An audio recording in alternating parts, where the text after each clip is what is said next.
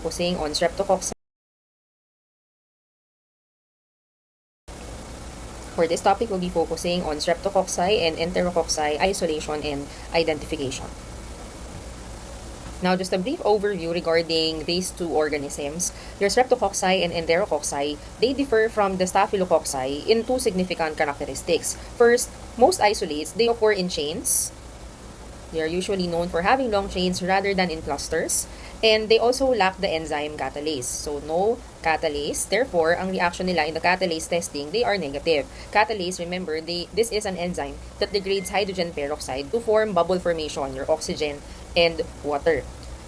As compared with other gram-positive cocci, the cells of the enterococci and some streptococci, they appear more elongated rather than spherical. Now, on this table, it shows the different types of categories where they are classified into. They can be classified as to a Lancefield group. This classification scheme was developed back in the 1930s by Rebecca Lancefield. They are also classified whether if they have alpha, beta, or gamma hemolysis. And we also have here the common terms where they are known for and the different disease associations. Now, for us to better understand or to appreciate the hemolytic patterns further, we have the following images. For beta hemolysis, always remember that for beta, there are clear zones. No? Kaya yan clear because the organism was able to lyse the blood present in your agar. As for the alpha hemolysis, it's kind of greenish. No? There is a discoloration that happened on the areas where our bacteria grew. And as for the gamma hemolysis, you're just going to see there the growth of the colony, but there is no lysis, no hemolysis pattern, no change in your agar. Now, let's discuss them further. We have first here the beta hemolytic groups. Under this, we can categorize your groups A, B, and then C. There are also a few species under group D, which are beta hemolytic. However, they will be discussed under the alpha hemolytic section because they are variably hemolytic. Now, the main representative of your group A streptococci, that is by far the most serious. It can rapidly injure cells and also tissues. What is that organism? We have your Streptococcus pyogenes. Again, Streptococcus pyogenes is under your group A streptococci. When the colony of this organism grows on a blood agar plate, it will produce clear zones. Therefore, we term that as a beta hemolytic organism because the clear zones usually, it is 2 to 4 times larger than the diameter of the colony. As for the morphology, these bacteria are still spherical in shape. So these are cocci still. They are arranged in short chains, in clinical specimens, and longer if they are grown in broth. Now we have your group D streptococci, which is your S or Streptococcus agalactiae. This organism is an important cause of serious neonatal infection, which involves sepsis and also meningitis. And actually, in the adult population, S. agalactiae infections consist of abscesses, what else, endocarditis, even septicemia, bone, and soft tissue infections, as well as pneumonia. Now, as for the colonies, they are large. They have a narrow zone of beta hemolysis, and the preliminary identification of this species relies heavily on what we call a positive camp reaction. Next, we have your group C, streptococci. Under this, we have your S. agalactiae. This organism, they produce large colonies with a large zone of beta hemolysis on your still blood agar. And infections from this species account for less than 1% of all bacteremias. Take note that members of this group, they can cause pharyngitis, even endocarditis, and as well as meningitis. However, most clinical infections from your group C streptococci, they occur in patients with underlying illnesses. Presumptive differentiation between your S. agalactiae and your other beta hemolytic streptococci is based primarily on the resistance to bacitracin and also a negative CAMP test. Moving forward, your alpha hemolytic groups. Under this, we have Streptococcus pneumoniae. This organism is the causative agent of your bacterial pneumonia. They can cause meningitis as well as otitis media, which is an ear infection commonly found in children. What else? It normally colonizes the pharynx, but in certain situations, it can also spread to the lungs. Not just the lungs, pwede rin sa sinuses or even the middle ear. And virulent strains of this organism are covered with a polysaccharide capsule. Presumptive identification of your S. pneumoniae can be made with a positive optochin susceptibility test. Still under your alpha hemolytic groups, we have the viridans streptococci group. Although these organisms have few virulent factors and are constituents of the normal flora. When these organisms are introduced into tissues through either dental or surgical means, they can also cause severe infections. The most serious complication of all viridans infections is your subacute endocarditis. So what do they look like under or on your blood agar? They look very small, gray to whitish gray, and they are also opaque, having opaque colonies. The culture, no, they have rod-like shape if you're going to take a look at them at the microscope after gram staining, and also they grow still in chains. As for testing, viridans group can be differentiated from the pneumococci and enterococci by a negative result in your bile esculin hydrolysis test, as well as salt tolerance test and the optochin susceptibility test. Now we have your group D enterococci. There are two principal species of this enterococcal group. We have your Enterococcus faecalis and Enterococcus fascium or facium. They are predominantly inhabitants of the GIT or the gastrointestinal tract. However, they can also be isolated from the genitourinary tract and the oral cavity. The enterococci, they do not possess many virulence factors. They are important pathogens in hospitalized patients where they can cause UTI or the urinary tract infection, even bacteremia and endocarditis. On the blood agar plate, they have very large colonies. They can also appear non-hemolytic or gamma, weathering alpha hemolytic or rarely your beta hemolytic. As for the culture after staining, when you see them under the microscope, you can see diplococci in very short chains. Enterococcus faecalis, they can be non-hemolytic or beta hemolytic, depending on the strain and the type of blood agar used. But for your Enterococcus fascium, they are alpha hemolytic. Next, we have your group D na non-enterococci. Under this, we have your S. bovis. This is found usually in intestinal tracts of humans as well as in cows, pwede din sa sheep and other ruminants. Although we can find this in many animals, the S. bovis is a human pathogen and it is known to be a causative agent of endocarditis and meningitis. It is also associated with malignancies of the GIT or the gastrointestinal tract. So what would it look like under the microscope after staining? They are usually arranged in pairs. Some are in short chains. They are large. They have large colonies, mucoid also because of the presence of a capsule, and they are either non-hemolytic or alpha hemolytic. For testing, one key reaction for this group is that they have a positive bile esculin test but negative in the salt broth test. Now, speaking of the laboratory diagnosis, here are the following testing wherein we can differentiate one from the other because these are all characteristics under your streptococci and enterococci. So we will talk about it further in the following slides. So if we're going to follow the diagram here, first, we're going to check their gram reaction. So after gram staining, your streptococci and enterococci, they will have a positive reaction. So they are gram positive. Again, they are cocci, similar with your staphylococci and micrococci. Now, since we know that all of those are similar in gram reaction, we need to differentiate one from the other so that we can eliminate these organisms for us to better identify the organism that is present on the sample. So what are we going to do next? We're going to do a test that will differentiate your staphylococcus from your streptococci, which is your catalase test. Why? The one organism that will have the enzyme catalase is your staphylococci. So kung walang enzyme na catalase yung streptococci, the result of that test would be negative. So catalase negative, we know that that is already a streptococcus or streptococci species. So now, we need to know the specific organism under the streptococci na family. So what are we going to do next? First, you need to take a look at the colony. You need to take a look at the culture media. Check the hemolytic pattern if they are under the alpha, beta, or gamma hemolysis.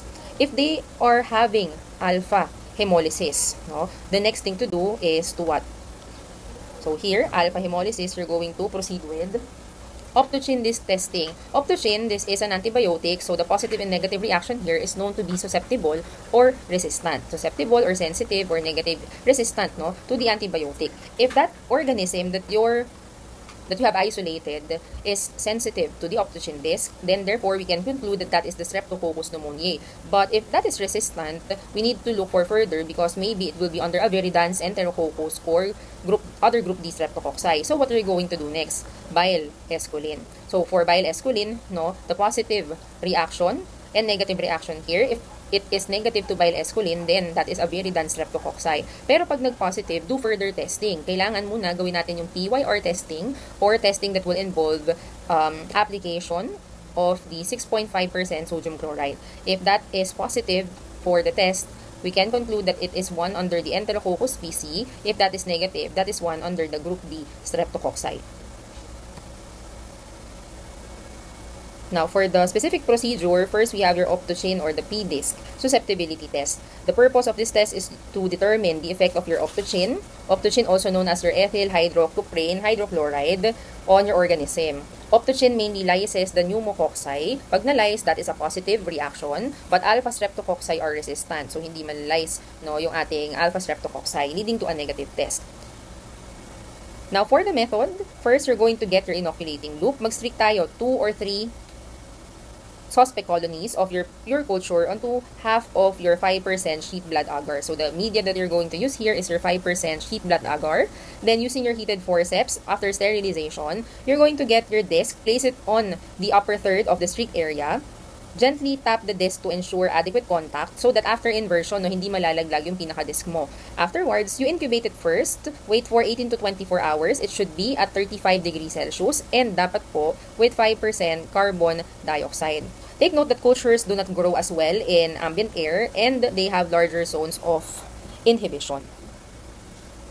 Afterwards, after po natin mag-incubate and you see a zone of inhibition like this one, you have to measure in millimeters, including the diameter of your disc. Now, what will you expect for your results? Pag positive yan, ibig sabihin, yung zone of inhibition mo, nag-measure ng at least 14 millimeters. At least, so this is the minimum. So, any within 14 greater than or equal to 14 millimeters is a positive or sensitive or susceptible to your optogene. Negative would be meaning walang zone of inhibition. Now, take note that pneumococci, they are sensitive and viridans natin, they are resistant sa ating optogene disc. Next, we have the bile solubility test. This test mainly differentiates your Streptococcus pneumoniae, which will be positive, from your alpha-hemolytic streptococci na negative, meaning insoluble siya. Principle, your bile or a solution of bile salt, example, sodium deoxycholate, they rapidly lyses pneumococcal colonies. The lysis will depend on the presence of an intracellular autolytic enzyme, which is amidase. Bile salts, they will lower the surface tension between the bacterial cell membrane and the medium, thus accelerating the organism's natural autolytic process. So how are we going to do this procedure? First, after 12 to 24 hours of incubation ng ating media, which is 5% sheep's blood agar, we will place 1 to 2 drops of 10% sodium deoxycholate on a well-isolated colony. So example, meron tayong colony like this, So, the colony, papatakan po natin siya ng 1 to 2 drops daw ng 10% sodium deoxycholate. Take note, a tube test is usually performed with 2% sodium deoxycholate. Now, afterwards, you gently wash the liquid over the colony without dislodging the colony from the surface of the agar. Then, we incubate the plate at 35 degrees Celsius up to 37 in ambient air for just 30 minutes. Take note kung malalays ba or masisira yung colony. Positive, of course, madidisintegrate, masisira yung ating colony, the colony will lyse, then an imprint of the lysed colony may remain in the zone. Negative, kailangan buo pa rin yung colonies, bilog din siya. Kaya, as you notice here, yung letter A natin, nawala na, na-lyse, imprint na lang siya dyan. Na-lyse na po yung colony, wala na yung pinakabilog, as compared to letter B, nabuo pa yung circle, buo pa, intact pa yung colony. Next, we have your bile esculin testing. What usually happens here, yung organism mo kasi dito, you want to differentiate, you want to identify if that is an Enterococcus or if that will be under the Streptococcus bovis group. So this test will mainly differentiate your Enterococci and group D streptococci from the non-group D na viridan streptococci. So usually you have your organism, yung organism mo, it will grow in 4% bile. That will be able to hydrolyze the esculin to esculitin. Esculitin naman will bind, will bind with your, or react rather, with your ferric ions. And then that reaction will give you a dark brown to black precipitate. Now, take note for your BE or your bile esculin hydrolysis testing, all group D streptococci, they are positive for this testing. This is known to be the best physiological test that we have for the identification of your group D streptococci. Both enterococcal and non-enterococcal species of your group D, they are able to hydrolyze esculin in your agar slant, causing the slant to darken. But take note that if less than half of the slant here is blackened, If less than half of the slant is blackened, or if no blackening occurs within 24 to 48 hours, then, katulad nitong nasa letter B, the test will be reported as negative. So, ano ba yung mga slant na yan? Bakit may blackening? Paano mo po yan muna magagawa? Take note of the method. You need to inoculate 1 to 2 colonies from your 18 to 24-hour culture. Lagay po natin, i-streak po natin sa ating slant of the tube media. Afterwards, incubate lang natin at 35 to 37 degrees Celsius. Take note of ambient air for 48 hours. Again, pag positive, may growth, may blackening of the agar slant. Negative naman if less than half ng slant and no blackening of the medium. Next, we have your salt tolerance test. From the name itself, you are going to use here the mechanism where the organisms will be checked if they will grow in high salt concentration. Now, we do this to differentiate your enterococci, which will be positive for the test, and your non-enterococci na magiging negative. Media to be used here is your heart infusion broth containing 6.5% sodium chloride. We also have here an indicator, which is your glucose and bromcresol purple. They are known to be indicators here for acid production. Now, since salt tolerance, titignan mo yung organism na tolerant sa salt, sa high concentrations of salt. So, sino ba ang mabubuhay? Tolerant ba siya? That would be your group D, enterococci, and ang hindi naman tolerant would be your other group D. No? Hindi sila tolerant, so hindi sila mabubuhay in high salt concentrations. Now, how do we do this procedure? First, mag-inoculate muna tayo. You get 1 or 2 colonies from your culture, 18 to 24-hour culture. Lagay po natin diretso sa 6.5% of your sodium chloride broth. After we have inoculated that, we now incubate, still 35 to 37 degrees Celsius, present in ambient air, for a total of 48 hours. Now, all enterococci of group D, they will produce heavy growth sa 6.5% sodium chloride broth. But your S. bovis, they will not grow in this culture media. So, this test will provide us with a good method for differentiating your organisms of the group D. Again, pag positive yung result, ibig sabihin may mabubuhay. So, indication that there is bacterial growth in our sample ay merong turbidity. Kailangan may turbidity within 48 hours. And you will notice that there would be a color change from purple, magiging yellow. So, that is for a positive reaction. But if the tube is negative at 24 hours, incubate nyo pa din ulit. After incubation, you check it again after 48 and 72 hours. If the organism is salt tolerant and BE positive, it will be considered to be an enterococcus. Now, here we have a diagram for the differentiation of your group D streptococci from enterococcus. Again, both they may show alpha, beta, or no hemolysis on your blood agar. But what you can do to differentiate, check mo pa din muna yung bilescolin. If nag-positive po pareho, then it means it's one or the other. So, how are you going to break the tie? Kailangan po gumawa tayo ng 6.5% sodium chloride testing. Ang mabubuhay will be your enterococcus PC. Ang hindi ay group D streptococci. Next, we have the schematic diagram for the differentiation of your gas or the group A streptococci from your group B streptococci. So first, let's just start with your gram-positive reaction. Gram-positive daw siya na cocci tapos catalase negative pa. We know that this is a streptococci, no? So what are we going to do next? Let's check the bacitracin test. Bacitracin susceptible, they are under group A. Pag resistant, you do CAM testing. Ang magpa-positive dyan would be your group B, which is Streptococcus agalactiae. Negative naman, it's positive, possibly a group D or a beta hemolytic streptococci. It's not under your group A, B, or D. Now, how do we do a bacitracin testing? So, I know you have already done this during staphylococci identification, but this time around, magkakaroon lang ng iba because it will have different oxygen conditions or air conditions na gagamitin sa testing. So, similarly, we're going to use your inoculating loop. Mag-streak tayo 2 or 3 suspect colonies of a pure culture directly on your blood agar plate. So, ang media natin dito is still your 5% sheep blood agar. Antibiotic of choice is still your Taxo A or the 0.04 units of bacitracin. So, pagkalagay nyo po ng antibiotic disc dyan, of course, you need to incubate. Upon incubation sa 35 to 37 degrees Celsius, kailangan po ilagay natin sa 5 to 10% carbon dioxide concentration if that will be for streptococci differentiation, unlike sa staphylococci na ambient air lang. And then afterwards, you look for a zone of inhibition. Now, positive or sensitive siya if the zone of inhibition is greater than 10 millimeters. For your CAM testing, this is also known as your Christie, Atkins, and Munch-Peterson test, which is used to differentiate your group B streptococci, group B is your Streptococcus agalactiae, from other streptococcal species. Also, Listeria monocytogenes also produces a positive reaction. Culture media natin dito will still be your 5% sheep blood agar. What happens here, meron kang CAM factor. This is a diffusible extracellular hemolytic protein. It will combine with your beta-lysine of the Staphylococcus aureus, and the result will be an enhanced lysis of red blood cells. Yung enhanced lysis na yon, no, it appears as an arrowhead zone of hemolysis adjacent to the place where the two streak lines come into proximity. So, anong ibig sabihin nun? Dito kasi, no, sa methodology natin of your CAM testing, first, ang gagamitin mo, magsistreak ka ng beta-lysine producing strain of your S. aureus. So, ibig sabihin, capable siya dapat mag-lyse because you're going to use that as an indicator. Papunta doon yung organism mo. So, mag-streak daw muna tayo, no, ng line nasa gitna, one streak of your S. aureus na nagkukos ng beta hemolysis. Afterwards, you're going to streak your test organisms across the plate. So, yung streaks natin dito, yung dalawang streaks, ito yung organism mo. It should be perpendicular, no? Perpendicular to the streak that you use for your S. aureus. It should be within 2 millimeters. So, hindi siya touching, but it's close, no? Almost close to touching. Take note that multiple organisms can be tested on your single plate. And then afterwards, incubate natin overnight at 35 to 37 degrees Celsius. Anong magiging positive reaction?